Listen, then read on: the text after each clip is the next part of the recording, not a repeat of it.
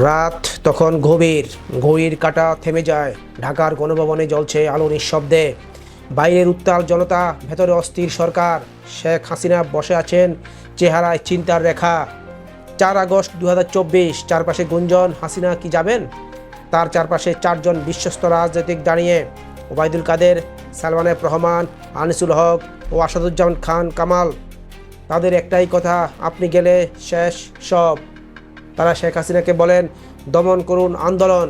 তখনই উঠে আসে ভয়ঙ্কর প্রস্তাব, প্রয়োজনে গুলি চালান, রক্ত ঝরান। সামরিক কর্মকর্তারা দ্বিধায়, কেউ কেউ প্রতিবাদী।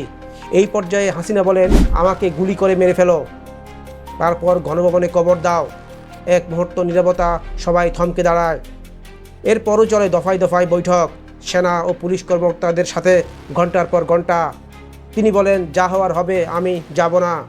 অবসরপ্রাপ্ত মেজর জেনারেল তারেক সিদ্দিকী বলেন, কিছু লোককে গুলি করলে সব থেমে যাবে। তারেক সিদ্দিকী শুধু গুলির পরামর্শ দেননি, তিনি হেলিকপ্টার থেকেও গুলি চালাতে বলেন। এক সিনিয়র সেনা কর্মকর্তা সোজা রেগে যান। তিনি বলেন, এই লোকটি আপনাকে ডুবাবে। এই উত্তপ্ত মুহূর্তে গণভবনে ঢোকে অচেনা কেউ।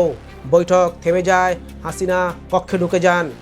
পরদিন আবারও বৈঠক, পরিস্থিতি আরও খারাপ। তার বোন শেখ রেহানা এসে কাঁদতে কাঁদতে বলেন, চলে যাও, আর না, দেশের ক্ষতি হচ্ছে।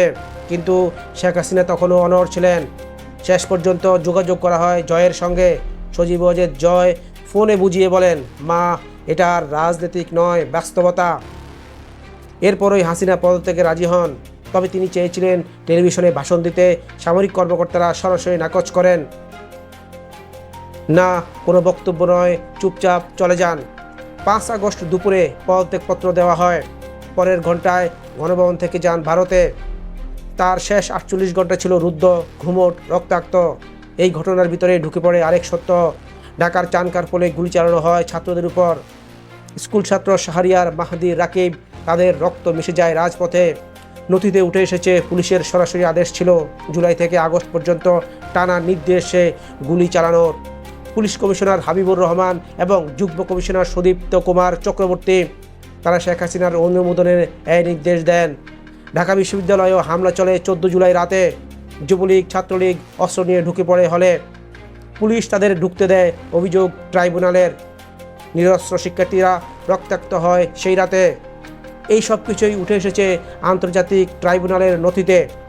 প্রসিকিউটর বলছে, এটি একটি সুপরিকল্পিত রাজনৈতিক গণহত্যা।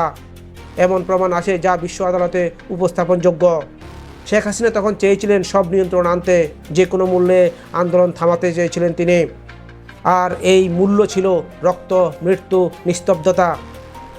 একজন প্রধানমন্ত্রী, 4 জন উপদেষ্টা, একটি দেশ, একটি উত্তাল জনতা। নেতৃত্ব হারায়, কিন্তু ইতিহাস মনে রাখে, কিছু লোককে মেরে ফেললেই শান্তি আসে না। নিউজ i24-এর নিয়মিত আপডেট পেতে আমাদের পেজ ফলো বা সাবস্ক্রাইব করুন। আপনার মতামত দিন। ধন্যবাদ।